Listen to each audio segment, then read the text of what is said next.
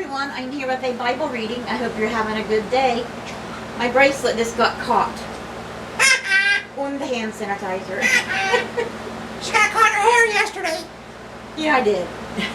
My bracelet got caught in my hair and sure wouldn't help me get it out. Okay, let's go ahead and start with our prayer request.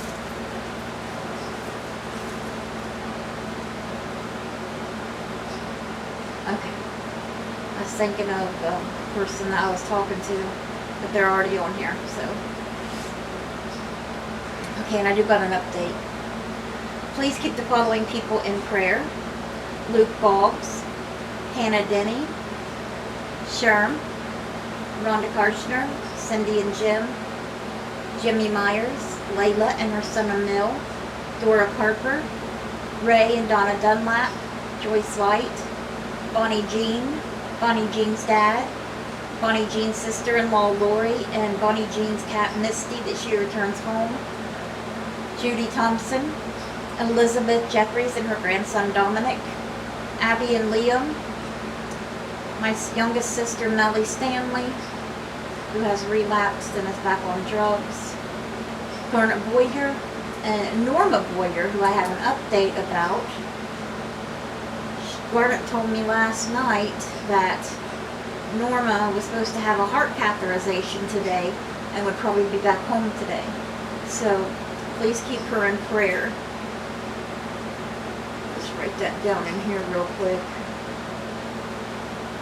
Heart.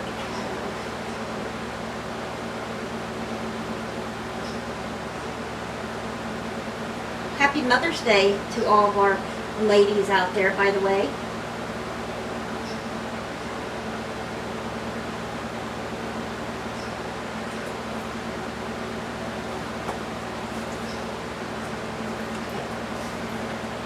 So today we're going to be reading John chapter 8 verses 1 through 20, Psalm 110, and Proverbs chapter 15 verses 8, 9, and 10.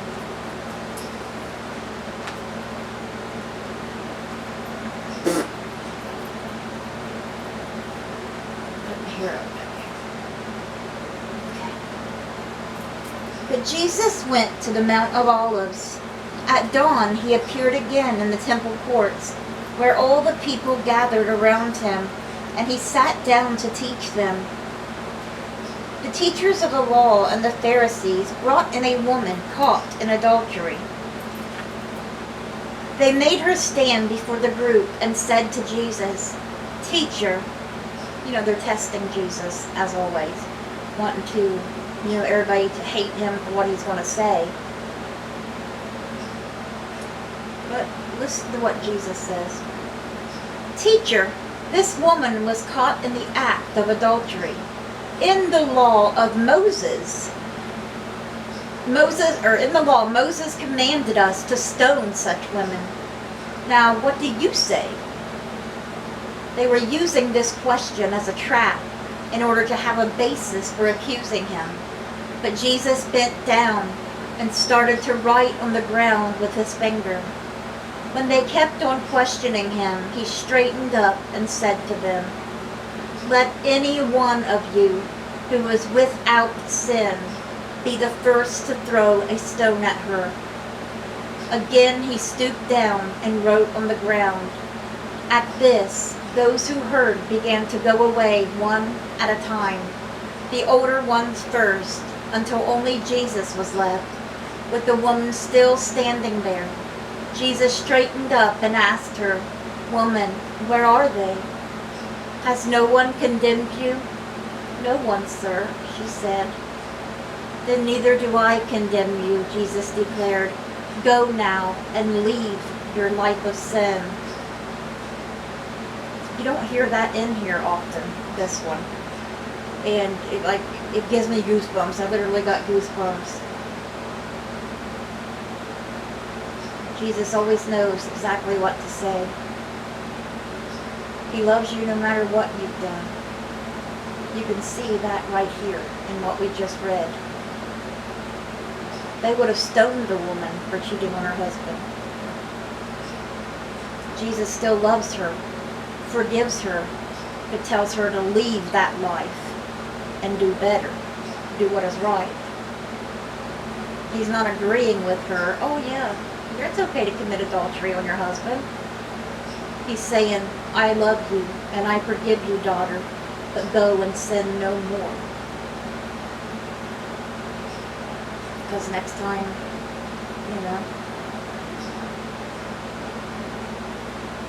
might not be as good.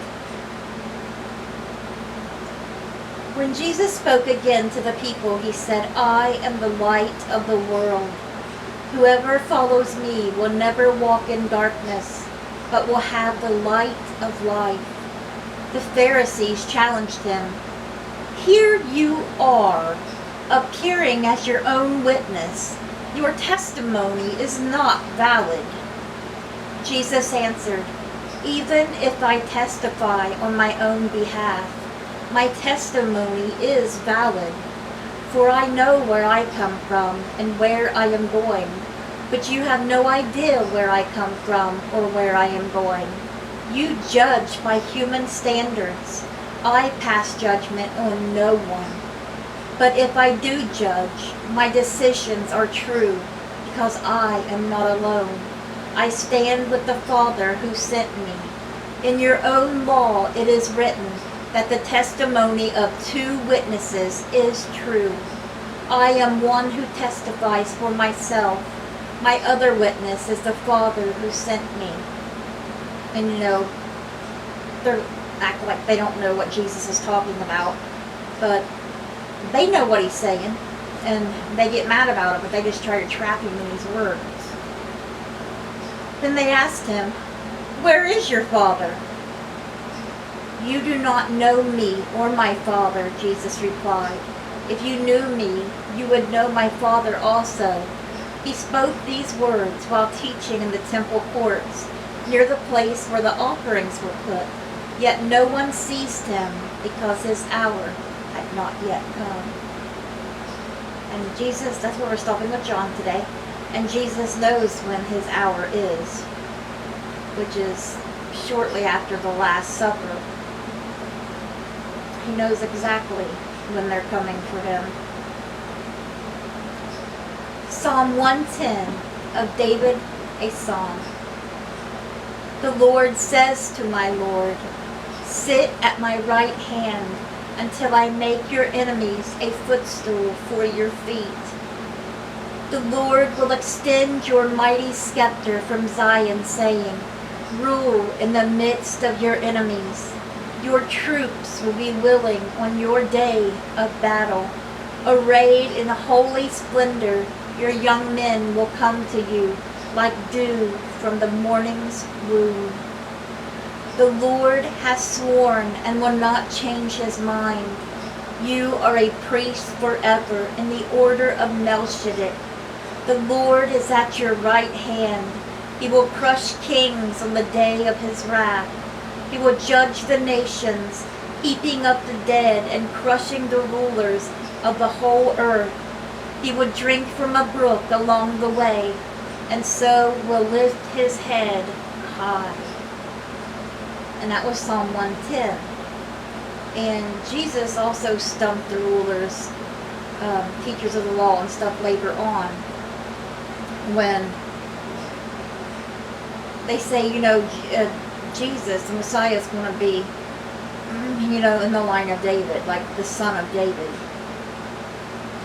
And Jesus says, if that's the case, then why does David say, the Lord says to my Lord? If he was his son, why would he call him Lord? Okay?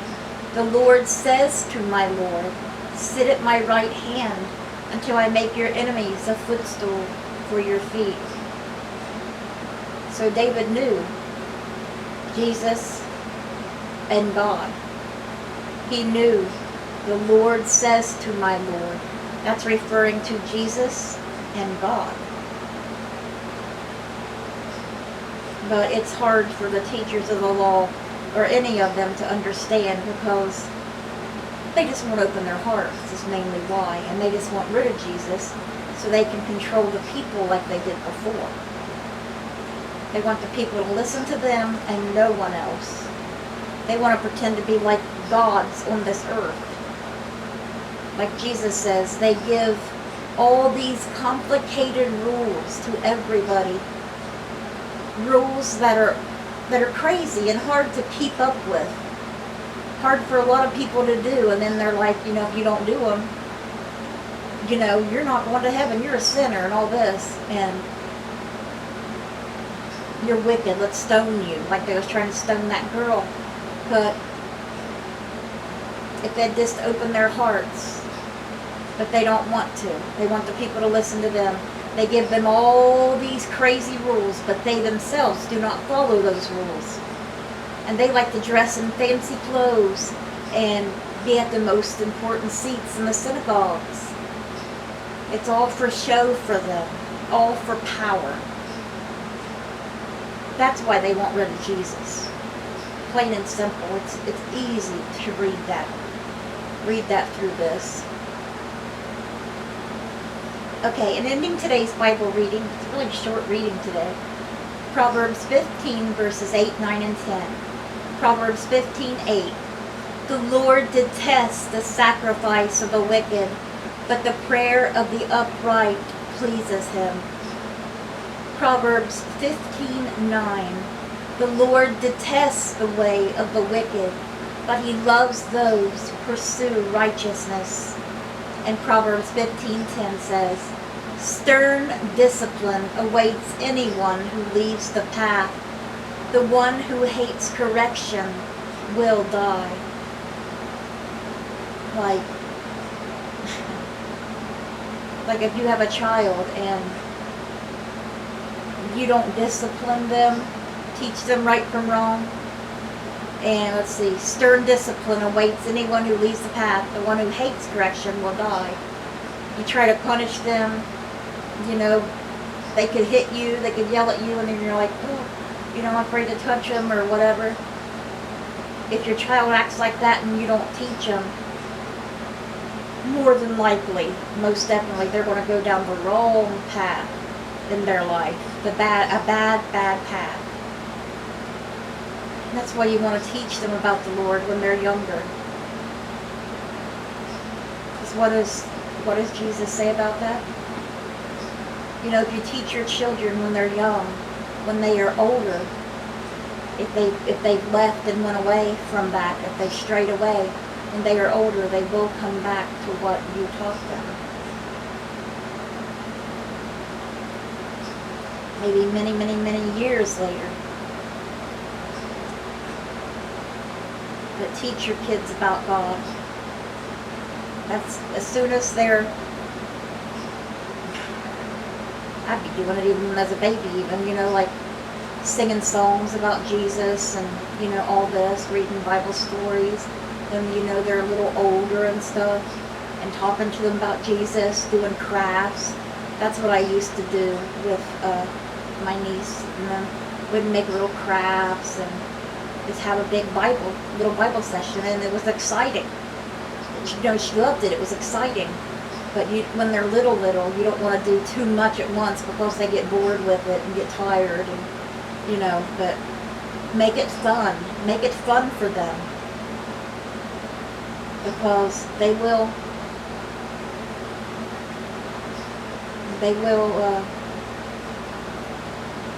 hopefully stay with the Lord once you do that. And if not, they will come back to Him. We'll have to pray before they pass away. And they'll teach their children and so on. Okay guys, well that was our Bible reading for today. I hope it touched your hearts. I hope you guys have a great rest of your day. Let's bring those souls to Jesus, and God willing, we'll see you guys again tomorrow with another Bible reading. Bye guys. God bless.